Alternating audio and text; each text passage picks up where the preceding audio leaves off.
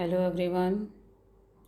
In our last class, we started the chapter Discovering Tut. So, half of the chapter we have completed. Let's start the remaining part. Yes, this is your chapter Discovering Tut. The saga continues. And हमने कर लिया था यहाँ तक cases of food and wine तक हम कर चुके थे. Cases of food and wine. So next paragraph. After months of carefully recording the Perrault's funerary treasures, Curtis began investigating his three nested coffins. Opening the first, he found a shroud adorned with garlands of willow and olive leaves, wild celery, lotus petals, and cornflowers, and faded evidence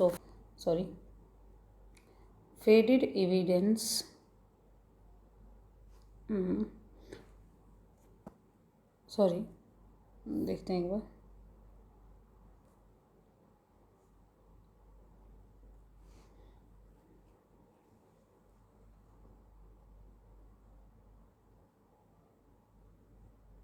Yes, faded evidence of a burial in March or April. So in lines में क्या कहता है, after months of carefully means कि भाई काफ़ी जब time हो चुका था उनको, जो उसकी रिसर्च जो चल रही थी, उसकी डिस्कवरी उसके ऊपर चल रही थी, किंग टट के ऊपर.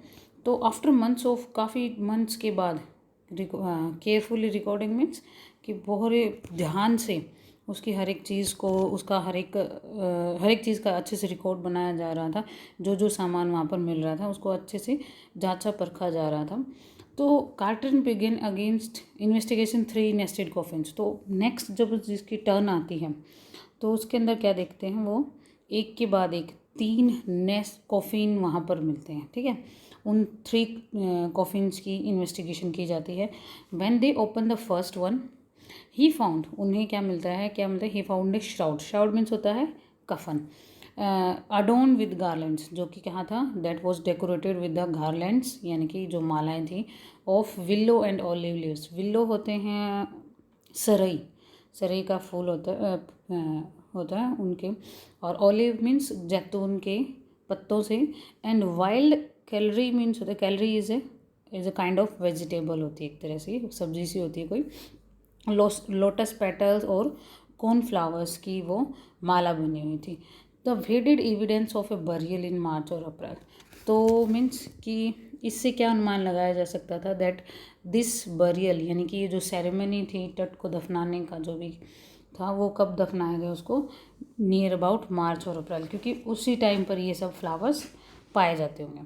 When he finally reach the mummy, और जब वो लास्ट में थर्ड जो उसका कॉफिन था, यानी कि जिस कॉफिन के अंदर उसकी मम्मी को, यानी कि किंग टट को रखा गया था, व्हेन ही रीच देयर, दो ही रैन इनटू ट्रबल, तो ही वो थोड़ा सा सोच में पड़ जाता है, ट्रबल में पड़ जाता है. The ritual resins had hardened. Resin means यहाँ पर है गोंद. दिस वर्ड मीन्स कि जो उनका जो गोंद था, यानी कि जिसके द्वारा मम्मी को रखा गया था, वो सामान वगैरह उसके साथ रखा गया था, वो हार्डन यानी कि वो सूख चुका था. Cementing Tut to the bottom of his solid gold coffin, and because of that, जो टट की जो बॉडी थी, that stuck with the gold coffin, यानी कि वो जो गोल्ड कॉफिन बनाया गया था ना, उसका कॉफिन क्या कहते हैं उसको, कॉफिन मीन्स जो जिसके अंदर बॉडी रखी जाती है, उसको वो उसके साथ बिल्कुल चिपक चुकी थी. ठीक है, कॉफिन मीन्स होता है ताबूत, सॉरी हिंदी में इसको ताबूत कहते हैं. ठीक है, जिसके अंदर आप डेड बॉडी को रखते हैं, वुडन का होता है. No amount of legitimate force could move them. Means कि कोई भी फोर्स, कितनी भी हम पावर का यूज़ कर लें, that with that force we can not move that, हम उसको हिला नहीं सकते थे. कार्टर रोड, आगे जो राइटर है वो क्या लिखता है कि, सॉरी जो रिसर्चर था वो क्या लिखता है कि what was to be done, कि भाई हमें तब क्या किया जाना था या हम क्या कर सकते थे. Means they were very in difficult situation, थोड़ा सा मुश्किल उनके लिए आ गया था. The sun can beat down like a hammer this far south in Egypt and Carter try to use it to loosen the resins. क्या कहता है कि ये, अब वो कहाँ थे कि भाई इस इजिप्ट में, ये इजिप्ट का जो साउथ पार्ट है, इसमें जो सन है that can work for them, वो काम, सूरज जो है उनके काम आ सकता है. कैसे काम आ सकता है कि भाई उसकी जो सन की जो हीट है उसको वो क्या कर सकते हैं, टू लूज़ द रीजन, यानी कि उस गोंद को सन की हीट से क्या किया जा सकता था, थोड़ा सा ढीला किया जा सकता था कि भैया अगर उसके ऊपर हीट लगेगी तो क्या हो जाएगा, गोंद लूज हो जाएगा. फॉर सेवरल आवर्स, नेक्स्ट,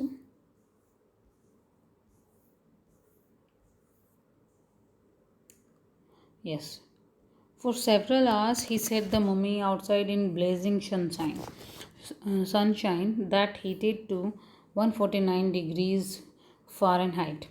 तो भाई नेक्स्ट फ्यू डेज़ के लिए जो मम्मी थी उसको कहाँ रखा जाता है, सनशाइन में रखा जाता है, डायरेक्ट सन रेज में रखा जाता है. एंड जो हीट थी वो दैट वाज 149 डिग्री फ़ारेनहाइट तक थी सन की. Nothing burst, he reported with scientific detachment. लेकिन क्या कहता है भाई, नथिंग बर्स्ट का मीन्स होता है कि कुछ भी नहीं हिलता. बर्स्ट मीन्स होता है हिलना, ठीक है. कुछ मीन्स उस मम्मी के अंदर कोई चेंज नहीं आता है, यानी कि वो जो चिपकी हुई थी वो चिपकी ही रहती still. He reported with scientific detachment that the consolidated material had to be sizzled away from beneath to the limbs and trunk before it was possible to raise the king's remains. क्या कहता है देखो, consolidated का मतलब होता है, consolidated का मतलब होगा कि जो पार्ट टाइट हो चुका है, यानी कि जो सख्त हो चुका था वो वाला उसका पार्ट, ठीक है. एंड सीजल्ड का मतलब होता है उठाना, मीन्स कि वो क्या कर रहे थे, उसको उठाने की वहाँ से कोशिश कर रहे थे, वो जो चिपकी हुई थी वहाँ से. एंड ये जो लिम्स और वगैरह हैं तो आपके उनके बॉडी पार्ट्स हैं. क्या कहता है कि ही रिपोर्टेड विद साइंटिफिक, आगे जो कार्टर था वो रिपोर्ट करता है, रिपोर्ट तैयार करता है अपनी, कि भाई जो ये पार्ट बॉडी का बिल्कुल टाइट है, यानी कि जो बॉडी वो जो चिपक चुकी थी जो बॉडी, उसको क्या किया जा सकता है,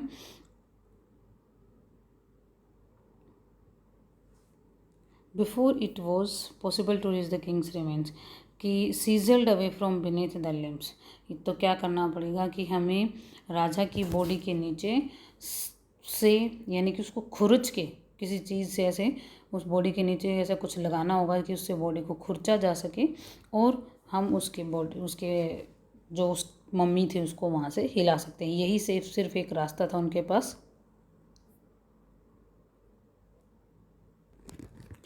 In his defense, Carter really had little choice. क्या कहते हैं कि भाई इन हिज डिफेंस, यानी कि अपने आप को प्रूव करने के लिए कह सकते हैं या फिर अपने आप को सेव करने के लिए कार्टर के पास कोई और चॉइस नहीं थी. If he had not cut the mummy free, thieves most certainly would have circumvented the guards and ripped it apart to remove the gold. क्या कहते हैं कि अगर कार्टर उसको ऐसा नहीं करता, उसको ऐसे अलग नहीं करता, मम्मी को ऐसे उठाता नहीं, तो क्या कहता है कि चोर अवश्य ही क्या कर लेते भाई, उसका जो सोना था, बॉडी के ऊपर जो सोना लगा था उस सोने को उतारने के लिए अभी तक उसको उसका काम कर चुके थे, यानी कि उस मम्मी को बिल्कुल तोड़ फोड़ कर चुके होते, उसकी वो सोना उतारने के लिए उसको बिल्कुल ख़त्म कर चुके होते. तो आगे क्या कहता है, in Tut's time the royals were fabulously wealthy. क्या कहते हैं कि महाराज किंग टट के टाइम पर जो रॉयल लोग थे वो बहुत ज़्यादा वेल्दी होते थे, मीन्स बहुत ज़्यादा अमीर होते थे. And they thought or hoped and they could take their riches with them. उन्हें क्या लगता था कि भाई जो उनका जो कमाई है, जो भी धन दौलत है, वो उनको अपने साथ लेकर जा सकते हैं, ऐसा वो लोग सोचते थे. For his journey to the great beyond King Tut was lavished with glittering goods, precious collars, inlaid necklaces and bracelets, rings, amulets, a ceremonial apron, sandals, snits of for his fingers and toes, and the now iconic inner coffin and mask, all of pure gold.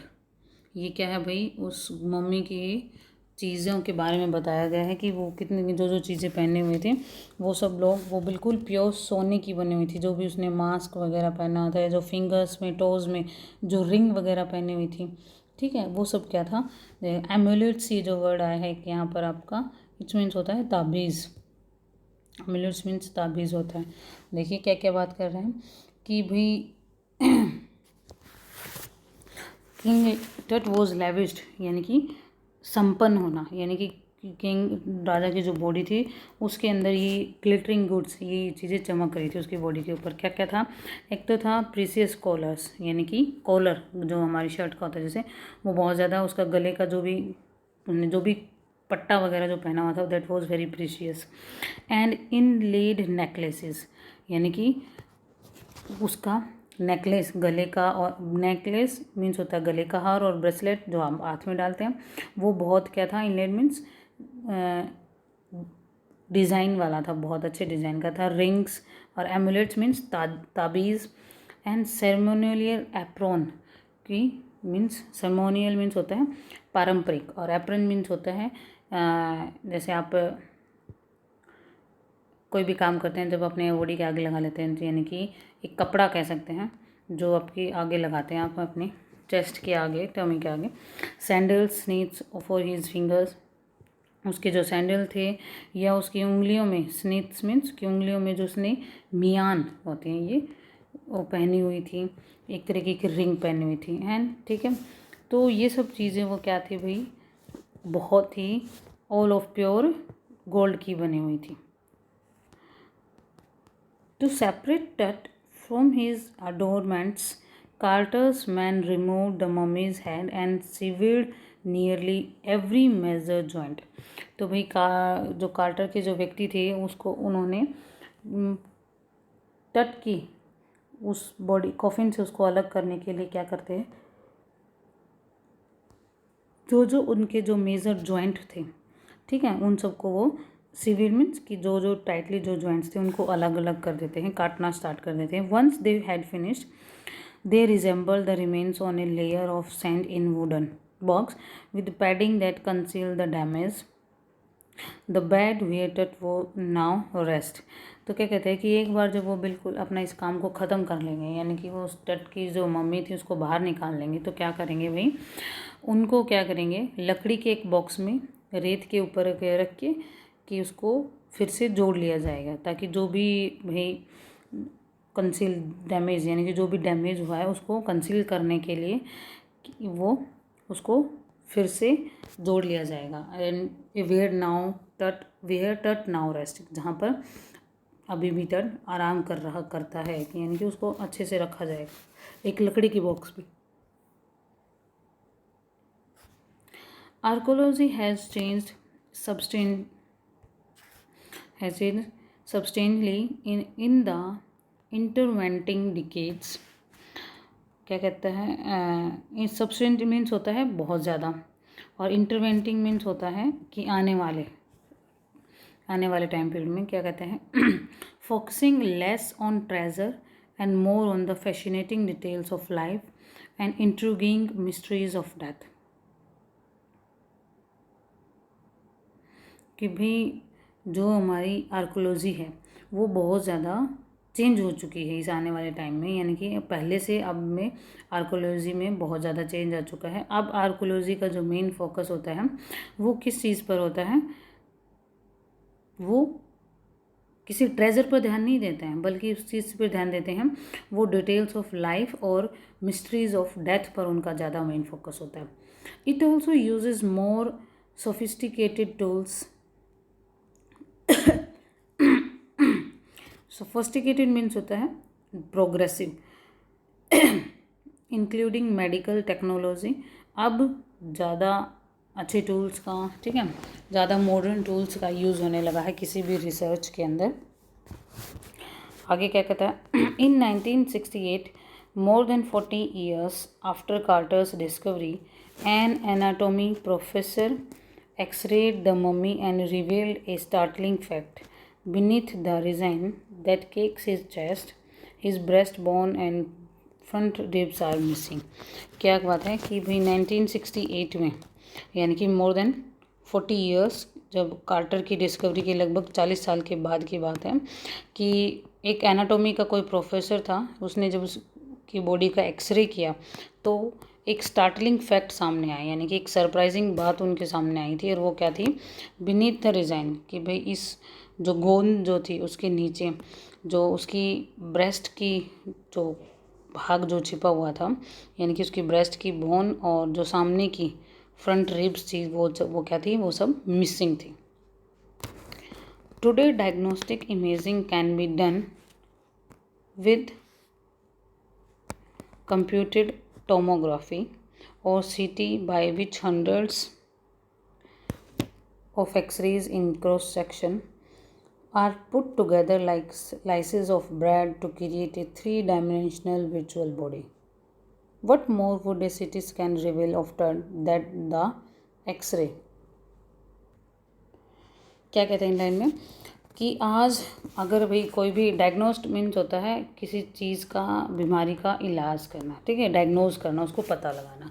तो कहता है कि आज भी जो CT scan वगैरह जो चीज़ें चल रही हैं, क्या वो डायग्नोज कर सकती हैं जो टट के बारे में जो क्वेश्चन अभी तक बने हुए हैं उन बातों को, यानी कि जो एक्सरेज की 100 ऑफ रेज क्रॉस सेक्शन, यानी कि जैसे slices of create to three dimensional virtual body, कि एक्सरे की रेज इस तरीके से पड़ती हैं कि भाई 3 डायमेंशनल एक वर्चुअल बॉडी ही बना सकते हैं हम उन रेज से, ठीक है, किसी भी ह्यूमन बींग की।